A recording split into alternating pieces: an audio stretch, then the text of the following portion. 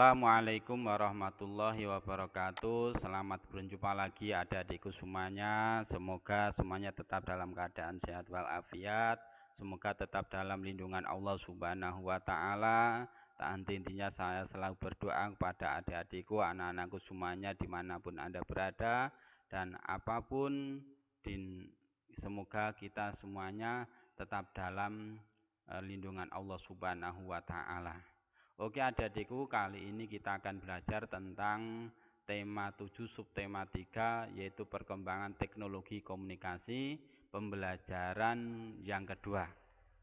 Kita akan belajar tanda-tanda aturan di kolam renang, alat komunikasi tradisional dan modern, dan kita akan mengenal sifat dan kebiasaan orang lain. Jadi kita akan mengenal atau mempelajari 3 bab ini. Oke, kita akan belajar tanda-tanda aturan di kolam renang. Olahraga yang banyak disukai orang salah satunya adalah renang. Karena renang merupakan olahraga yang menyehatkan dan menyenangkan. Namun ketika berenang haruslah hati-hati karena juga termasuk olahraga yang berbahaya kalau tidak berhati-hati. Akan bisa tenggelam atau cedera. Makanya di setiap kolam renang ada petugas yang selalu siap siaga menjaga orang yang berenang. Mereka dilengkapi peluit yang digunakan untuk memberi peringatan bahaya. Selain itu, peluit juga digunakan untuk tanda dimulainya kegiatan lomba renang dan berhenti atau selesai lomba renang. Sehingga tidak perlu berteriak keras, mulai, selesai. Tidak, jadi tinggal niup peluitnya, prit, ya toh, oh berarti sudah dimulai. Atau memberikan peringatan pada orang yang lagi berenang, oh di situ ada bahaya.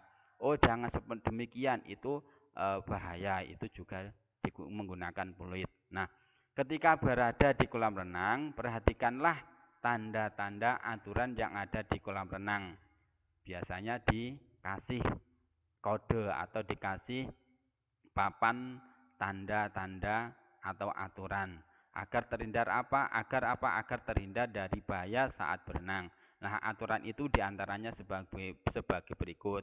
Ada tanda kedalaman air, ada tanda dilarang mendorong agar tidak jatuh, apalagi kalau yang didorong ternyata belum pandai berenang, jatuh di kolam yang dalam nanti akan bisa tenggelam. Dilarang terjun di kolam dangkal, bisa terbentur dengan ubin. Dilarang berenang sendiri, lebih-lebih yang belum pandai berenang. Dilarang berjalan di tepi kolam renang agar tidak terjebur di kolam renang. Ini adalah contoh-contoh tanda-tanda aturan yang ada di kolam renang. Kalian ketika masuk kolam renang, perhatikanlah sebelum kalian mulai berenang. Kalian bisa keliling dulu, berputar mengelilingi kolam renang sambil lari-lari kecil pemanasan, ya toh.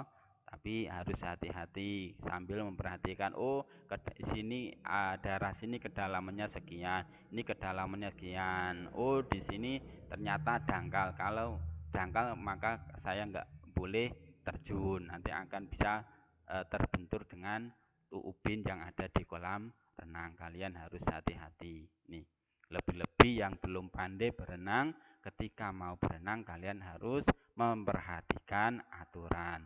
Nah, sekarang kita ayo membaca. Alat komunikasi tradisional dan modern. Manusia berkomunikasi dengan berbagai cara. Perkembangan teknologi komunikasi telah menghasilkan berbagai jenis alat komunikasi. Ada yang telah digunakan sejak lama maupun yang baru dikenal masyarakat. Daun lontar, prasasti, dan gong merupakan alat komunikasi tradisional pada masa lalu atau alat komunikasi yang kuno. Selain itu ada pula lonceng yang berfungsi sama dengan gong. Pada masa berikutnya muncullah telegraf dengan pesawat dan pesawat telepon. Dengan adanya teknologi, telepon berkembang menjadi telepon genggam atau biasa disebut dengan ponsel.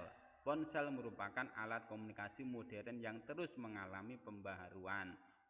Mula-mula dulu hanya ponsel yang kecil, hitam putih, nggak ada warnanya, hanya bisa untuk telepon saja. Terus kemudian menjadi ponsel yang punya warna. Sekarang bisa ponsel yang bisa untuk video dan sebagainya atau video call. Nah, dari bacaan tadi anak-anakku, adik-adikku semuanya, maka dapat kalian kelompokkan mana alat komunikasi tradisional dan mana alat komunikasi yang modern. Nah, dari situ lengkapilah kalimat berikut dengan memilih jawaban di bawahnya. Yaitu yang pertama, alat komunikasi apa yang digunakan pada masa lalu. Dua, apa yang termasuk dalam alat komunikasi tradisional. Yang ketiga, lonceng dan apa yang memiliki fungsi sama. Yang keempat, telepon kini berkembang menjadi apa? Ponsel merupakan salah satu alat komunikasi apa?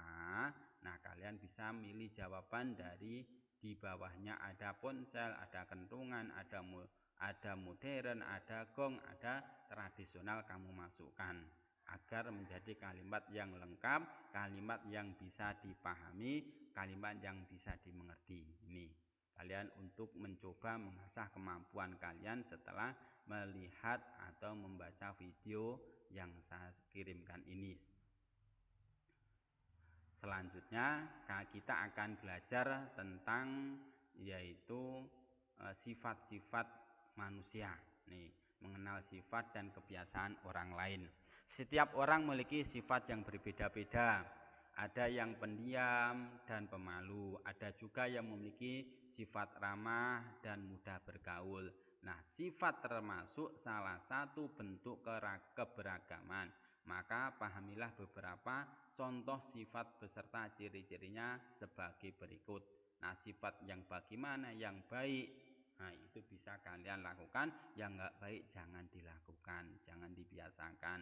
Nah, jenis sifatnya itu adalah sopan. Ciri-cirinya orang yang sopan itu selalu menghormati setiap orang.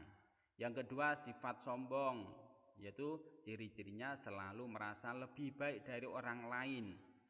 Yang ketiga adalah sifat keras kepala. Nah, ini ciri-cirinya tidak mau mendengarkan pendapat orang lain. Yang keempat adalah sifat rendah hati, selalu menghargai orang lain. Dan yang kelima adalah humoris, ciri-cirinya senang membuat suasana menjadi riang. Ini adalah 5 sifat itu tadi bisa kalian praktekkan atau bisa kalian amati. Nah, sekarang saatnya untuk berlatih mengamati sifat orang temanmu. Nih, yang pertama kalian sebutkan, kalian punya nama teman, siapa namanya, terus sifatnya bagaimana, kebiasaannya apa. Yang kedua, namanya siapa, sifatnya bagaimana, kebiasaannya apa. Yang ketiga, namanya siapa, sifatnya bagaimana, kebiasaannya apa, sampai ke-6. Nah, sebutkan sifat dan kebiasaan teman-temanmu. Itu adalah sifat-sifat yang dimiliki oleh orang. Nah, kalian juga bisa memprediksi kira-kira saya itu punya sifat yang bagaimana toh. Nah, sifat yang baik itu yang mana, sifat yang buruk itu yang mana, sifat yang harus saya lakukan yang bagaimana, sifat yang tidak harus saya lakukan atau saya tinggalkan yang bagaimana, kalian akan menentukan sendiri. Demikian adik-adikku video kali ini. Semoga dengan video ini kalian lebih paham, kalian lebih semangat belajar. Semoga dengan video ini bermanfaat bagi semuanya. Terima kasih, kurang lebihnya saya mohon maaf. Akhirul kalam, wassalamualaikum warahmatullahi wabarakatuh.